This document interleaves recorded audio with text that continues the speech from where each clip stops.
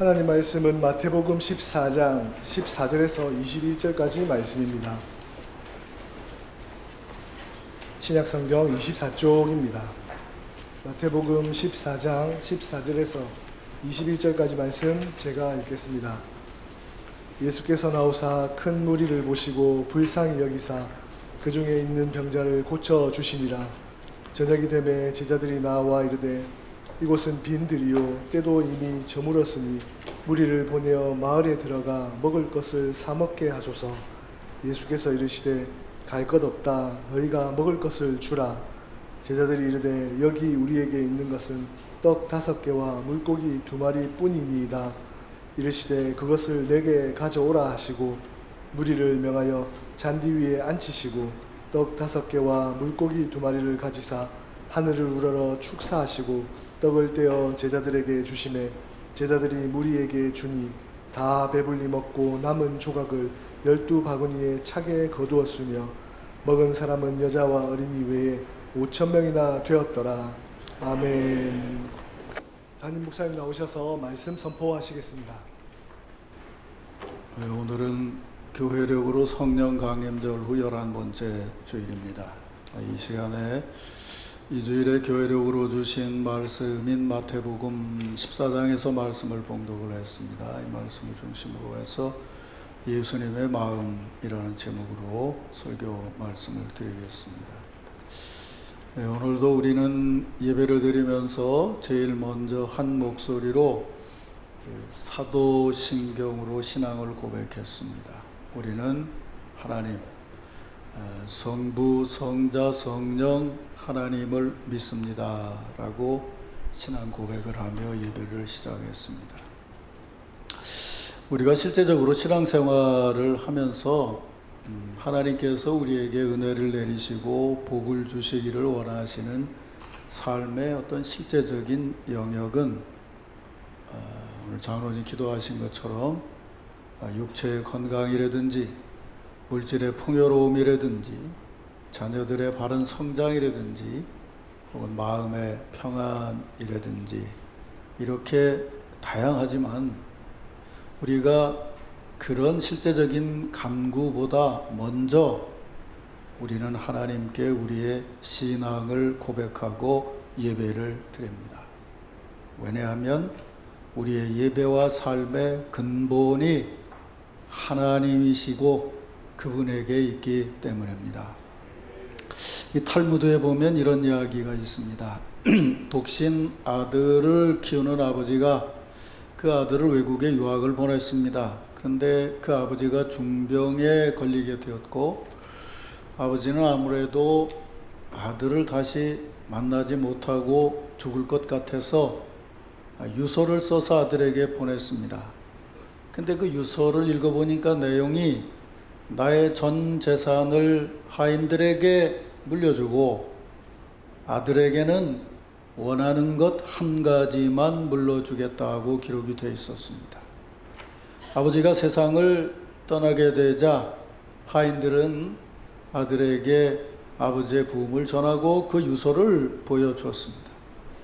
아들은 아버지가 돌아가셨다는 사실을 전해 듣고 몹시 슬퍼하는 가운데서 그 유서를 보고 당혹감을 감출 수가 없었습니다. 아버지 장례를 마치고 아들이 스승을 찾아갔습니다. 도대체 아버지께서 왜 제게 재산을 하나도 물려주시지 않으셨을까요? 제가 아버지께 서운하게 해드린 것도 없는데 왜 그러셨는지 모르겠습니다. 스승이 대답을 합니다. 자네 아버지는 참 현명한 분이시고 그리고 자네를 끔찍히 사랑하신 분이네. 그 유서를 읽어보면 알 수 있지 않는가? 아들은 아니 그게 무슨 말입니까? 아니 재산을 제게는 하나도 물려주지 않고 하인들에게 다 물려주셨는데 그게 어떻게 현명한 일일 수 있습니까? 그랬더니 스승은 웃으면서 제자에게 말을 합니다. 자네는 아버지의 현명함을 배워야 되네. 자네가 아버지의 마음을 잘 이해했다면 아버지가 자네에게 정말 바른 유산을 물려줬다는 걸 깨달을 수 있을 걸세. 자네 아버지는 임종 무렵에 자네가 집에 없기 때문에 자네가 없는 사이에 하인들이 재산을 가지고 장난을 하거나 도망을 하거나 그런 일이 생길 수 있다는 것을 아시고 그리고 재산을 하인들에게 물려준 것이에요. 재산을 물려받은 하인은 아버지가 돌아가시면 그 재산이 자기들이 될 거라고 생각해서 재산을 잘 지키고 그 재산을 유언장을 자네에게 가져간 건데, 근데 자네 아버지는 그 유언장으로 그 재산이 자네에게 모두 돌아갈 것을 알고 있었던 거네. 아니 도대체 저는 아직도 그게 무슨 말씀인지 모르겠습니다. 아니 자네는 아직도 아버지 뜻과 그 마음을 모르겠나? 재산은 하인들에게 전부 물려줬지만 하인의 재산은 주인의 재산이라는 걸 자네는 모르고 있는가? 자네 아버지가 자네에게 한 가지 원하는 것을 물려주셨다고 하지 않았는가? 그럼 자네가 택할 것은 한 가지네. 그건 뭐냐 하면 자네 하인들을 선택하면 되는 거네. 자네가 하인들을 선택하게 되면 하인이 가지고 있던 재산이 모두가 다 자네 재산이 되는 것이니까 아버지는 그걸 생각하고 재산은 하인들에게 물려주고 자네에게는 하나만을 선택하게 한 것이네. 그게 바로 자네가 헤아리지 못한 아버지의 지혜요 생각이네. 성숙한 신앙인은 하나님이 우리에게 물려주실 세세한 복만을 생각하는 사람이 아니고 아버지 하나님의 뜻과 마음을 분별해야 되는 것이에요. 하나님께서 한 가지 두 가지 우리에게 복을 주시는 것도 다 소중하지만 가장 근본인 하나님의 뜻을 알아야 돼요. 그래서 우리가 신앙생활하는 대로 다른 것이 아니고 바로 인간의 몸을 입고 오신 예수님의 마음에 우리에게 주신 가장 귀한 축복이 있다면 예수 그리스도의 마음에 우리가 믿는 대로 그분은 하나님의 아들이시오 인간의 몸을 입고 오신 하나님이세요. 그렇게 예수님의 마음과 행동 속에는 하나님의 마음과 뜻이 담겨져 있어요. 하나님의 피조물이자 하나님의 자녀인 우리들이 하나님의 뜻을 따라 복을 받으며 삶을 살기 위해서 가장 우리에게 주신 소중한 복이 있다면 그것은 바로 예수님의 마음을 우리에게 심어주신 거예요. 우리는 언제나 신앙생활을 하면서 성령의 감동하심을 통해서 지금 여기 우리에게 임하신 예수 그리스도의 마음대로 살아가는 복을 받아야 할 것이에요. 사랑하는 성도 여러분, 기도와 휴양의 달을 지나면서 여러분 기도의 자리에서 여러분의 마음에 이미 예수 그리스도의 마음이 온전히 임하였음을 분명히 믿으시기를 바랍니다. 성령의 감동하심을 따라 예수님의 마음으로 하나님의 뜻과 은혜를 온전히 이루는 그런 삶을 살아가시기를 주의 이름으로 축원합니다. 오늘 아침에는 우리 그런 믿음으로 서로 축복의 인사를 나누겠습니다. 우리 예수님의 마음으로 삽시다. 이렇게 서로를 축복하시기 바랍니다.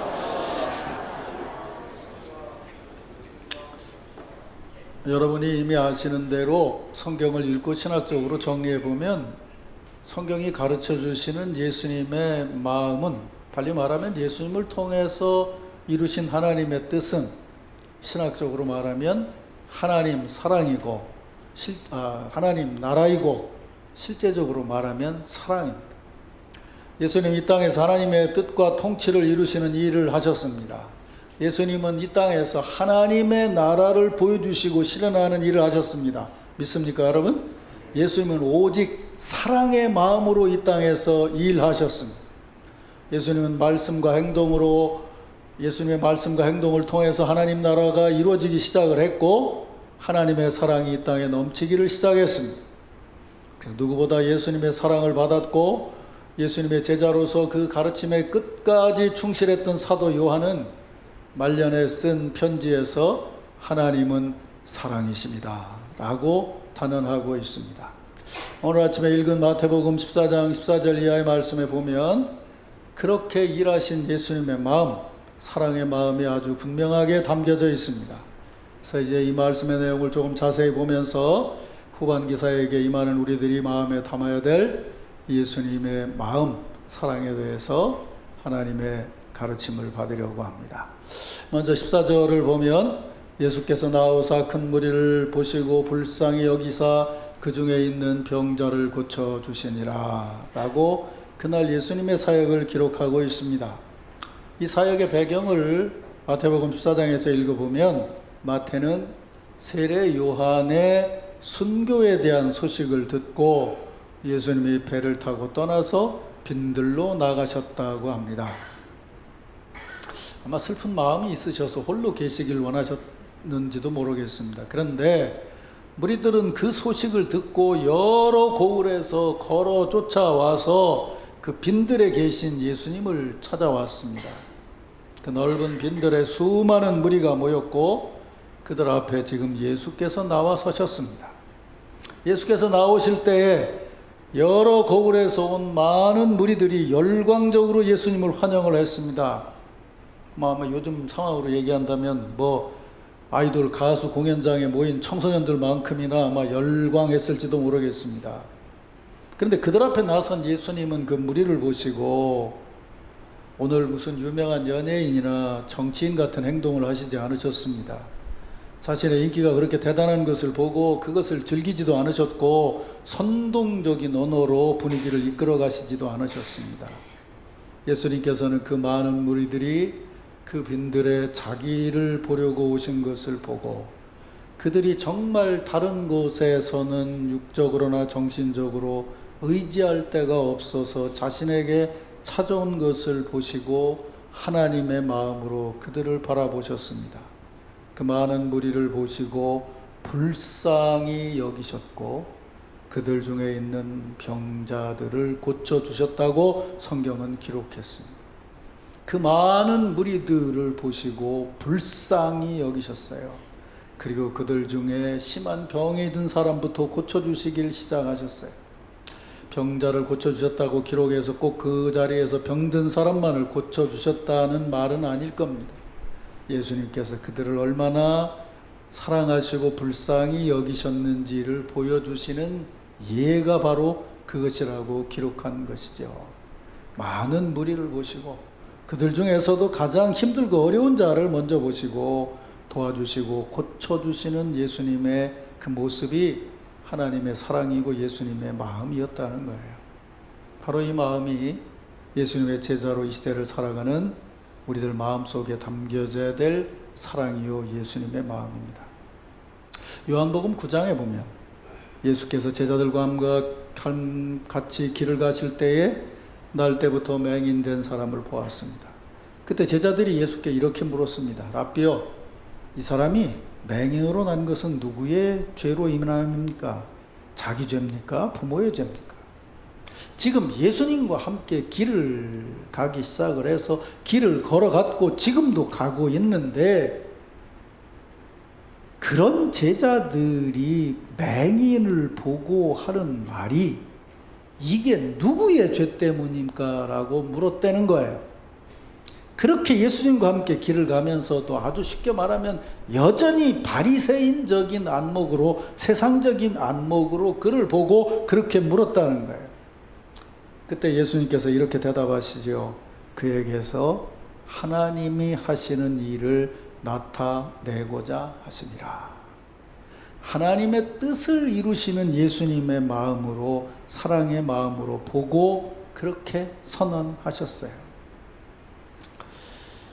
세상의 빛이요 소금이 되어야 될 교회가 이 즈음에 세상에게 비난을 받고 손가락질을 받는 것 중에 하나가 오늘의 교회가 예수님의 마음이 아니고 그날의 제자처럼 그런 세상적인 안목과 사고방식으로 세상을 생각하고 판단하고 행동한다는 것이에요.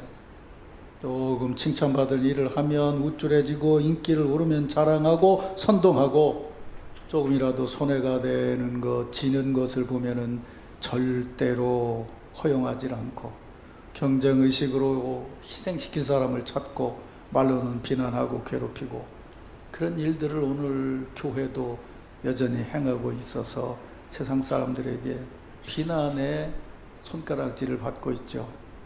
만일 이렇다면 아무리 크고 많은 사람이 모여도 진정으로 변화된 예수님의 모습이 아니고 바른 교회의 모습이 될 수 없을 것입니다. 사랑하는 성도 여러분, 휴가와 휴양의 절기를 지나면서 정말 바른 신앙인으로 예수님의 마음으로 사시기를 주의 이름으로 축원합니다.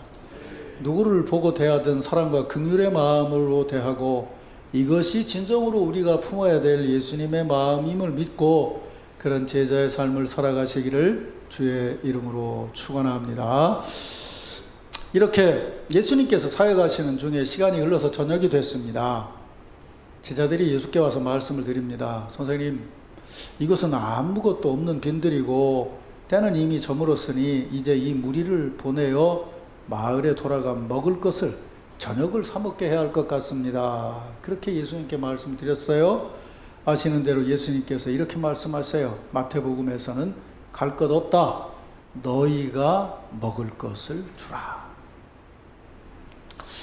그날 그 자리에서의 제자의 판단과 조언은 앞에서 말한 바리새적이고 세상적인 기준으로 보면 칭찬해도 될 만큼 합리적이고 경영적인 겁니다.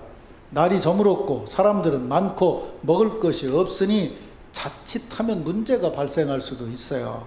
사람들을 돌려보내는 것이 현명한 판단일 것 같다는 거예요. 제자들은 이 말씀을 예수님께 드리면서 예수님께서 좋게 받아들이시고 넌 참 현명하다라고 칭찬을 받을 거라고 생각을 했어요. 예수님의 인기가 올라서 많은 사람이 모였지만 여기서 한번 삐딱하면 당장 시급한 먹는 문제조차도 해결해 주지 못하면 예수님에 대한 생각과 인기가 급격히 사람들에게서 변할 수도 있으니까 빨리 판단을 해서 빨리 조치를 취하는 것이 옳지 않겠냐는 얘기를 예수께서 기쁘게 받으실 거라고 생각을 했어요. 그런데 예수님은 그들의 생각과는 전혀 다른 폭탄적인 선언을 하세요. 너희가 먹을 것을 주라 라고 말씀하세요. 이게 도대체 무슨 말씀이에요? 우리가 아는 신앙적인 상식으로 제자는 예수님을 따를 때 이미 아무것도 갖지 않고 따른 사람들이에요. 근데 아무것도 가진 것이 없는 제자들에게 너희가 먹을 것을 주어라? 그것도 이렇게 많은 사람들을 먹을 수 있는 먹을 것을 주라는 이 말씀이 도대체 무엇이냐 그 말이에요. 우리는 이 말씀에 담겨져 있는 깊은 뜻을 바르게 분별할 수 있어야 신앙인으로서 삶을 살아갈 수 있는 것이죠. 앞에서 말씀드린 대로 예수님의 사역은 단지 병자들을 고쳐주고 인기를 얻는 것이 아니었고 모든 사람에게 온전한 하나님 나라와 하나님 사랑을 나타내시는 것이었어요. 그들에게 먹을 것이 없다면 먹을 것을 채워주는 것도 예수님의 마음이요 사랑이었어요. 너희가 나를 따르는 제자라고 한다면 나와 같은 마음으로 그들을 대해야 된다라는 것이 예수님 말씀에 담겨져 있는 진정한 뜻이죠. 여러분들이 성경을 아무리 안 읽어도 신약 성경을 피면 마태복음까지는 다 읽었을 테니까 마태복음의 흐름대로 얘기하면 이 말씀은 너희가 진정으로 나를 따르는 제자라면 이들의 어려움과 고난을 끝까지 책임질 수 있어야 된다라고 말씀하신 것이에요. 우린 그것을 어디서 읽어볼 수 있냐면 마태복음 28장 마지막 부분에서 읽어볼 수 있어요. 이 말씀을 읽고 전도라는 것으로 착각하는 신자들이 많은데 예수님께서 제자들에게 이렇게 말씀하셨어요.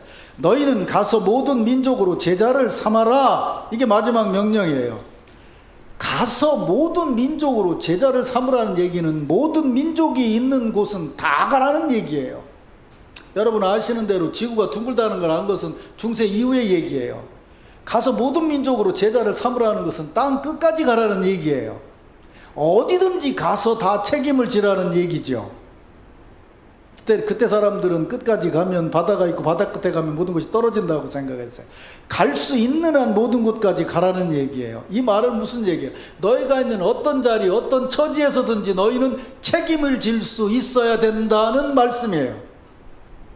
그런데 이 말씀을 하시면서 예수님께서 그러면 우리가 그걸 어떻게 책임질 거냐라고 물을 거에 대한 대답을 이미 하셨어요. 뭐라고 말씀하셨냐면 내가 세상 끝날까지 너희와 항상 함께 있으리라. 있습니까 여러분? 근데 그냥 아멘만 하면 안 되고 이 속에 담겨져 있는 걸 알아야 돼요. 아까 말씀드렸죠 조금 전에? 제자들에게는 땅끝까지 가라고 그랬어요. 장소적인 상상력이에요. 예수님 뭐라고 말씀하셨어요? 끝날까지라고 했어요. 장소적인 상상력이 아니라 시간적인 상상력이에요. 나는 영원하다는 말씀이에요. 너희는 거기 가서 실패할 수도 있고 죽을 수도 있고 제자를 삼으면 힘들 수도 있지만 나의 영역은 장소가 아니라는 거예요. 야곱의 얘기를 하면서 제가 말씀드렸죠. 야곱이 빈들에 있을 때 낙심한 것은 하나님은 여기서 역사하시는 분이 아니라고 생각했어요. 장소적인 분이라고 생각했어요. 근데 하나님 나라에서 내려졌죠. 제가 그 얘기를 하면서 그랬어요. 그게 그대로 신약 성경으로 옮겨왔습니다 라고 말씀드렸는데 조금 이따 더 이어서 말씀드리죠. 바로 그 얘기예요 지금. 그러니까 너희가 나의 제자가 되려면 끝까지 책임을 져라. 뭐 병 고쳐 조금 인기 올라가면 그거 하고 문제 생기면 도망가고 이게 아니고 네가 있는 자리에서 끝까지 책임을 져라. 근데 네가 무슨 수로 책임을 질래? 그 책임질 수 있는 것은 항상 너희와 함께 있는 내가 있기 때문이다. 믿습니까 여러분? 그거를 마음에 품으라는 거예요. 근데 제자들은 지금 무슨 생각하고 있어요? 여기까지 왔는데 이 문제를 어떻게 해결하겠냐는 것이죠. 예수님께서 말씀하세요. 너희가 먹을 것을 주어라. 그 말에 담겨져 있는 깊은 의미는 뭐예요? 내가 먹일 테니 너희가 먹을 것을 주어라. 그런 말씀이죠. 사랑하는 성도 여러분, 어려운 시절이지만 우리가 신앙의 사역을 감당하려면 이 말씀에 담겨져 있는 의미를 바르게 분별해야 됨을 믿으시길 바랍니다. 그랬더니 분별을 했는지 못했는지 모르겠어요. 못한 것 같아요. 근데 가서 가져온 게 뭐예요? 여기 우리에게 있는 것이 떡 5개와 묵을고기 2마리 뿐입니다 라고 말한 거 보니까 못 믿은 것 같아. 그지? 그런데 그것 뿐인데도 주님께 드렸더니, 그러니까 작은 것이지만 내게 있는 걸 전부 드렸더니 그게 뭐라는 거예요? 주님께서 보실 때는 내가 할 책임을 내가 다 한 거다라고 받아들이셨다는 거죠. 넌 거기까지 일하면 된다는 거예요. 그걸 주님께서 받으셨어요? 받으신 다음에 어떻게 하셨어요? 하늘을 우러러 축사하셨죠. 제가 조금 전에 말씀드렸잖아요. 야곱의 사다리 얘기하면서 그 사다리가 땅에서 하늘로 올려 놓은 거라고 그랬어요? 하늘에서 땅으로 내려온 거라고 그랬어요? 하늘에서 땅으로 내려온 거지. 그 작은 것을 들고 축사하셨어요. 그 뭐예요? 하나님의 뜻이 여기 이곳에 임하여서 내 마음으로 이들을 하나님의 은혜 가운데 먹이시기를 원합니다 라는 축복 기도예요. 참 단순해가지고 뭐 옛날에 그런 일이 있었어요. 저 삼각산 그러면 막 기도들 엄청나게 많이 하는 사람들 모였었는데 거기서 막 집회하고요 막 했는데 요즘 때였는가 봐요. 비가 억수로 와가지고 삼각산에서 내려오는 그 다리가 끊어지고 물이 막 폭포수까지 흘러가는데 기도 엄청나게 은혜 받은 한 사람이 얘기했어요. 베드로도 무리를 걸었는데 우리가 못 걷겠냐 그러고 거기 걷다가 다 죽었어요. 이거 하니까 이거 갖다 놓고서 이지태요 이거 떡 하나 갖다 놓고 주여 믿습니다 그러면 2개로 변하고 3개로 변할 거라고 생각하는 가벼운 착각을 하고 있다는 거예요. 이걸 변화시키는 것이 능력이 아니고요, 여기에 하나님께서 임하심을 믿는 것이 하나님의 역사예요. 이걸 착각하니까 수많은 이단들이 생겨지는 거예요. 뭘 좀 큰 걸 드려야 되고 멋진 걸 드려야 되고 드러나야 된다고 생각을 해요. 아니에요. 주님께서 원하시는 것은 우리가 갈 수 있는 그 자리 끝에서 가장 작은 것이라도 이것이 내가 가지고 있는 전부입니다라고 드릴 때에 주께서 그것을 받으셔서 우리 것을 올려서 역사하시는 것이 아니라 하나님의 은혜를 내리시는 거예요. 그래서 우린 예수 그리스도로 믿는 신앙인인 것이죠. 사랑하는 성도 여러분, 우리가 믿음으로 작은 것을 드릴 때에 그것이 그 자리에서 주님께서 우리에게 맡겨지신 책임을 다하는 것으로 주님께서 인정하는 것임을 믿으시기를 바랍니다. 어떤 사람 이런 사람이 있어요. 그럼 내가 기도해도 뭐 그래도 이쯤 되는 걸 그래도 기도해야 주님 앞에 명분이 쓰지. 요만한 거 놓고 기도해갖고 주님이 들으시겠나 째째하게 뭐 이렇게 생각하는 사람도 있어요. 그건 기도하면서도 자기 생각하고 있는 거죠. 이쯤 돼야 돼. 안 해요. 주님 앞에서는 그런 것이 아니에요. 우리가 무엇이든지 주님의 은혜 안에서 간절히 구하는 것은 하나님께서 이루어 주셔요. 우리가 신앙생활하면서 그런 체험이 이어질 때 우리는 정말 주님의 마음으로 은혜로 살아갈 수 있어요. 사랑하는 성도 여러분, 우리의 교만은 엄청난 무슨 세상적인 드라마에 나오는 것 같은 그런 교만이 아니에요. 하나님께서 우리에게 역사하시는 인간의 몸을 입고 우리에게 찾아오신 예수 그리스도의 그 중보자 되심과 통로 되심과 은혜 되심과 마음 되심을 잊어버리면 우리는 교만해지는 것이에요. 우리는 장소적인 상상력으로 생각할 때가 너무 많아요. 그런데 우리의 신앙의 장소적인 것은 주님과 함께 가는 길은 영원한 하나님의 나라를 향한 것이에요. 수평적으로 가는 것이 은혜의 수직적인 것이고 시간적인 것으로 바뀌어진다는 거예요. 그걸 바라볼 수 있을 때 우리는 영원한 하나님의 나라를 바라보며 신앙생활을 할 수 있어요. 여러분, 기도와 휴양의 달을 맞이해서 형편과 사정에 따라서 휴가들 가시겠고 또 갔다 오신 분도 있죠. 그런 생각 안 드세요? 요즘 이제 갑자기 코로나 끝나고 나니까 토요일 날이나 주일 오후에 방송만 들으면 요새는 홈쇼핑까지 난리죠. 유럽 여행이 얼마입니다. 지금은 안 내시면 됩니다. 전화만 하면 됩니다. 이러고 난리예요. 그거 보고 나서 생각을 해요. 아따, 누구는 팔자도 좋아가지고 유럽 간다는데 난 여기서 이러고 앉았어. 이게 뭐냐. 전부 장소적인 상상력이에요. 여러분, 이번 휴양의 달에 여러분의 신앙의 안목이 하늘로 열려지시기를 주의 이름으로 축원합니다. 예수 그리스도와 더불어 말입니다. 하늘을 우러러 기도하세요. 엄청나게 신비한 걸 보라는 게 아니라 세상적인 계산과 기준을 넘어서서 예수님의 마음으로 기도하세요. 그때 우리들의 작은 헌신을 주님께서 귀하게 여기셔서 우리가 그동안 기도해왔던 대로 아이들을 양육하고 전도하고 헌신하고 선교하는 이런 모든 일에 땅끝까지 이르러 우리와 함께 하시는 주님의 역사가 함께 하실 줄로 믿습니다. 이런 은혜가 함께 하기를 주의 이름으로 축원합니다.